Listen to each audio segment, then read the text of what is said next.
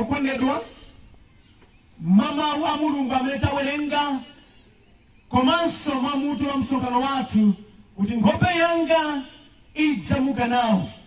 Tamvetsana mbale wanga kunena kuti muno mudziko timapanga maubale osiyanasiyana ndipo timadalirana. Ndimati ndinene pano siku lako kudalirana ayi, koma lero muvomereze kuti wina aliyense wa mdziko lapansi munga mudalire munthu amene ali ndi mathelo ake ndi malire. Pali zina sangachita ngakhale mutamkonda bwanji, pali zina sangachita. Ndichifukwa chake mdziko lapansi muno ena takhumula nawo adati lonjezo mbirimbiri tidayembekeza adzamuka nafe mnyengo zina, koma adalephera. Ndili ndi uthenga kwa inu lero, alipo Mulungu amene salephera, akaenda nawo china chake chimachitika.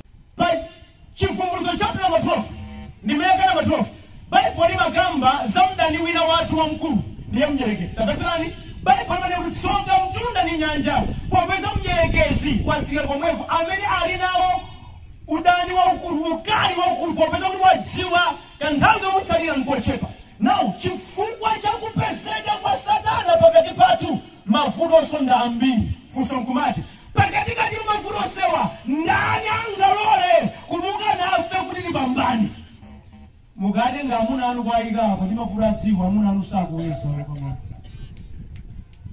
Mugati nengezera ndachaula kuti ikapo zina ndikozo ukwanitsa inde kumazina na feso manja limakweza kuti Yehova munapatsa matenga ndilemekezeke dzina lanu. Palibe zina lingachita. Unapatsamani, alipo Mulungu amene akunena mawu ine ndidzamuka nawo.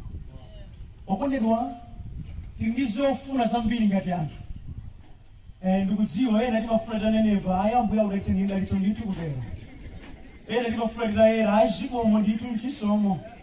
Koma zimene zizi mu nthawi ya vuto sizingathandizike na kalikonse.